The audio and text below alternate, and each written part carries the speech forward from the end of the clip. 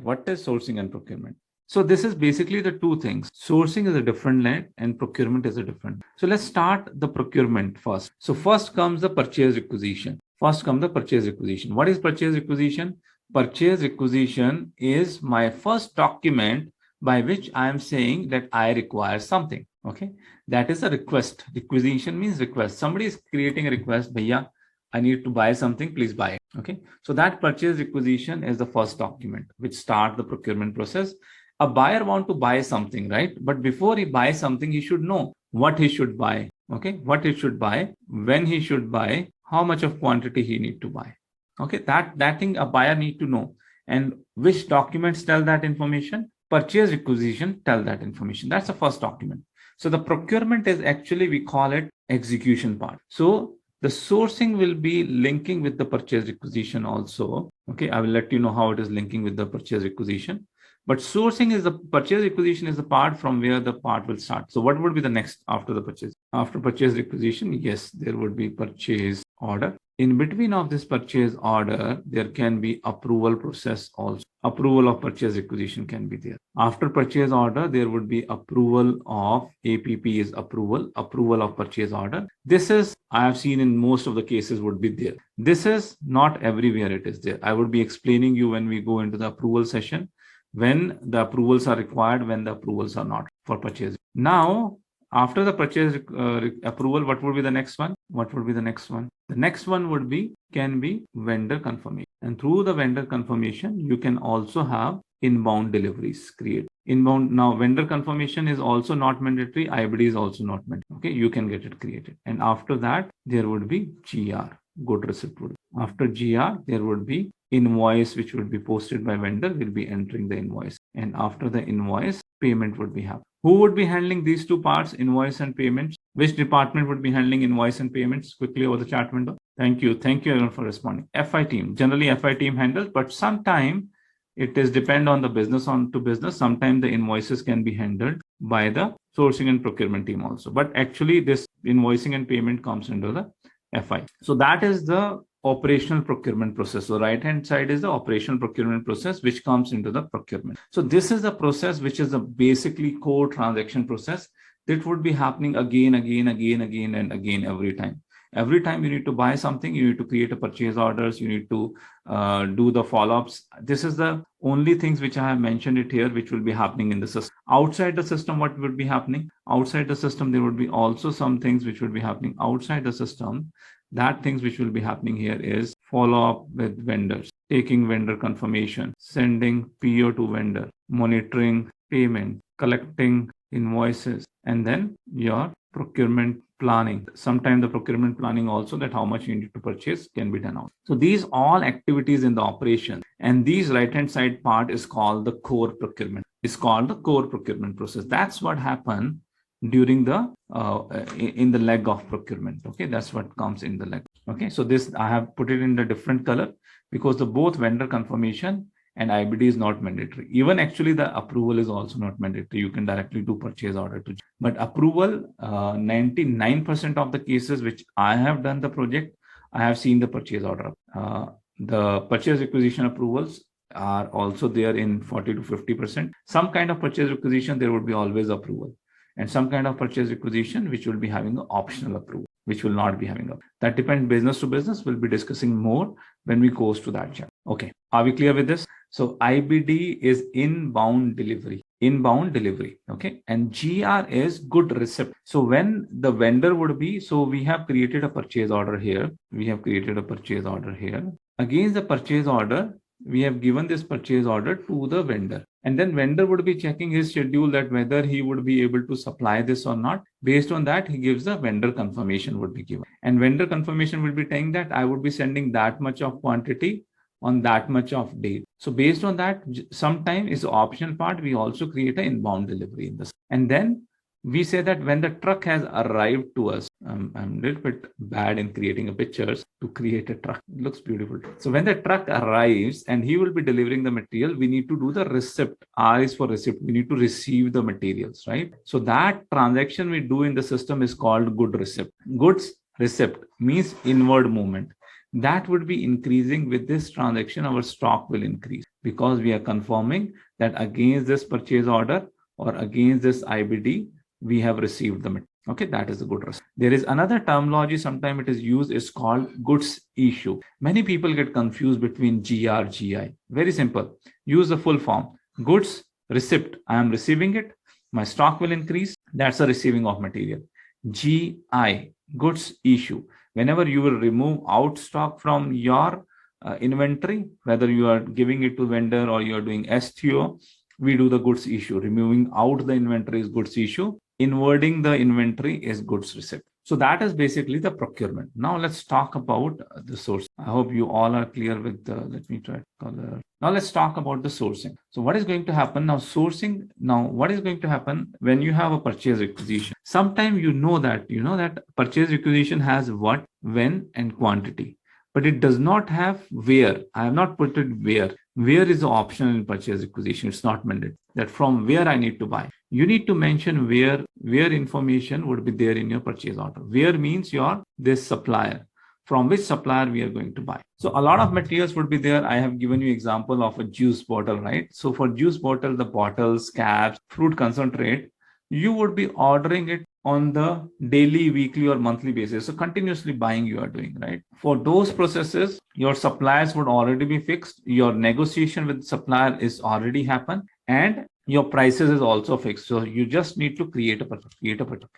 In that kind of cases, sometimes if a purchase requisition can also have a supplier details. Supplier details where is optional, but not mandatory here. In purchase order, where is mandatory? Where is your supplier? Now in this option, where basically we have a purchase requisition, we have a purchase order. Sometimes there can be purchase requisition. Let's say you are now, earlier you was delivering the mango juice, and now you are bringing a new product. Just example is mixed fruit juice. Now for mixed fruit juice, you need to have a different label.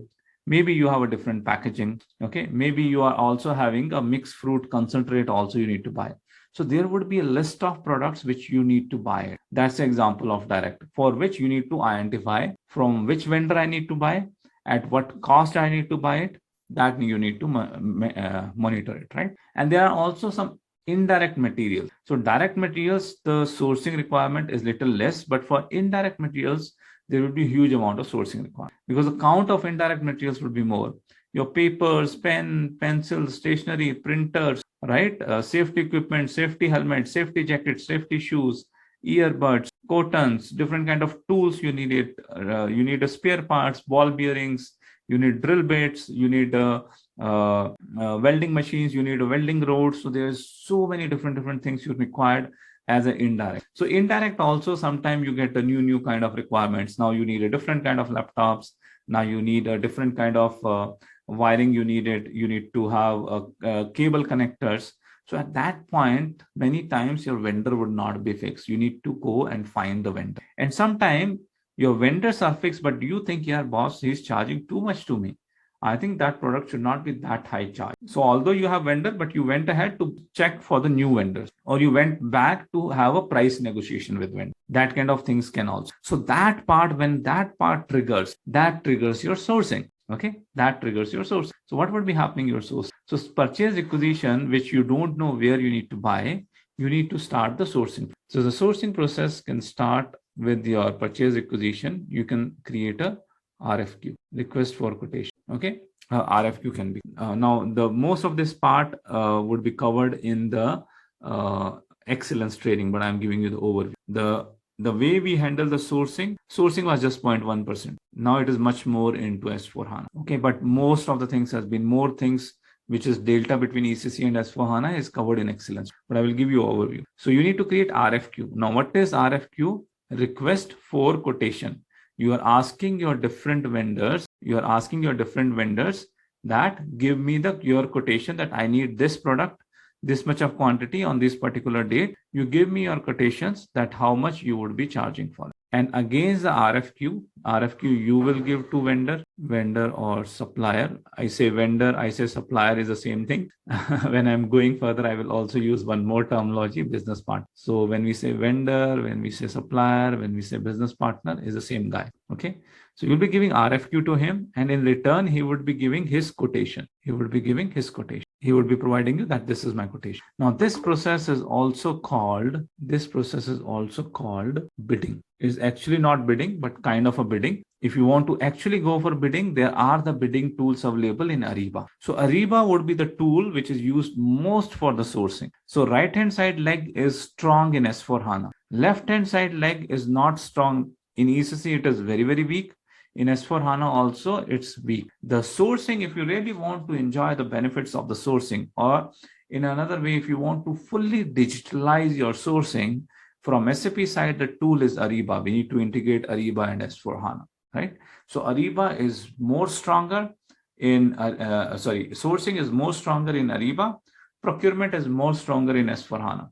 But S4HANA has a flavor of both sourcing and procurement. Same way, Ariba has a flavor of both sourcing and, okay? So I need to have my quotation. In the quotation, he will be telling that what price he can give the material.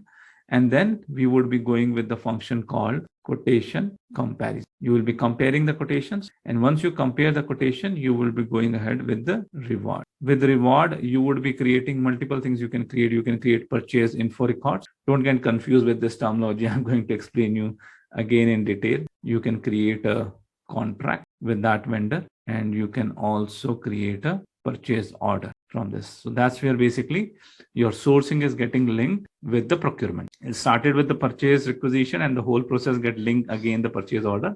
After the purchase order, the full process, right-hand process would be going in, right? So that kind of thing happens. Now this process is available in ECC, and this process is also available in S4HANA.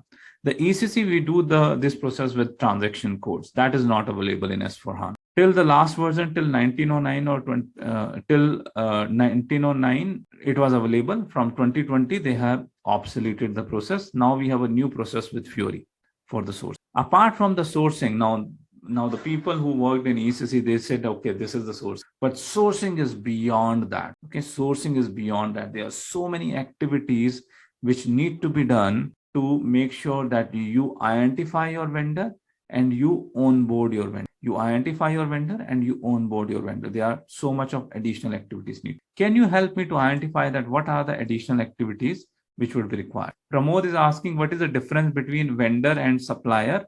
Both are same thing. Okay, two terminology for the same thing. We have synonyms, right? So they are synonyms. Now, vehicle to success. What would be your vehicle to success? So we are giving you instructor-led live session. Make sure you are joining the instructor-led live session. Even though some people would be, and we make this live session open, right? Not open means we give you 1 year of access. So 1 year access to attend the live sessions also. In 1 year for the mastery, I will be doing multiple batches, okay, multiple, and people who has joined mastery and excellence both. It means that in 365, in 52 weeks, every week, they would be having at least 2 sessions, right? And we are not restricting that I'm starting a batch here. I would be finishing in 2.5 months. You done, I am done, mera paisa aa gaya, okay, bye bye. It's not like that we are doing. What we do is give you access for 1 year to community, where basically if you have missed something, I would be starting a batch again.